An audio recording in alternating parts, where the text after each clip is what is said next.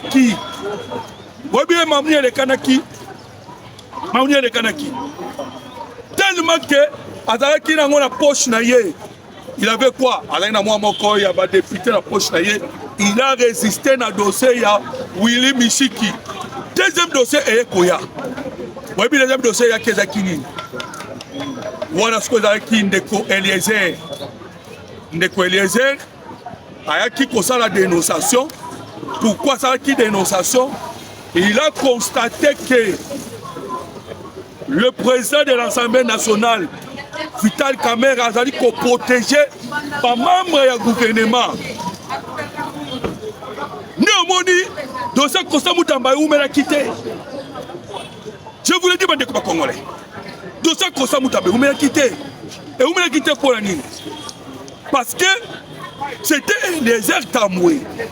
Oh, il y a qui dans le dossier. Il y a attaqué Nani.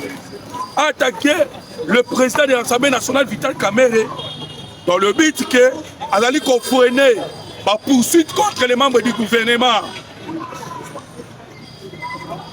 Ah, na retour. Le quoi Eliezer P. Moko ya baïye bazalaki na katia. Ministère de la Justice et pas Kosta Moutamba.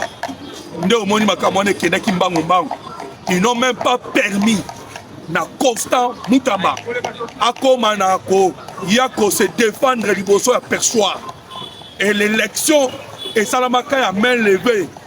Voilà tout ça qui dit que c'est l'inconstitutionnalité. Oh yokaki ba avocat ya Kosta Moutamba balobaki liboso public que c'est l'inconstitutionnalité. Alors bandeko ndenge na lobia wa 6 baluki 9 awa toko beta mino masolo la motion oyo ba député ba ko initier ezali ko avancer na vitesse à s'arrêter mais kasi motion oyo na bitini na kati motion on parle de quoi? De la mauvaise gestion. Voyez pas que cette mauvaise gestion et qu'on conduire directement na arrestation. Mais toi c'est d'abord de Congolais et surtout bino balandi na biso. Bocha ba commentaire ndenge na uti kosenga bino, commentez notre émission et partagez, abonnez-vous massivement. Toyoki na dossier Kosta Moutamba, oh nous les ressortissants. Toyoki yango te. Oh biso ba ressortissants ya. Oh biso ba tuto utina. Toyoki yango te pa Kosta Moutamba. Voilà pourquoi Toko Ben a déjà fait appel.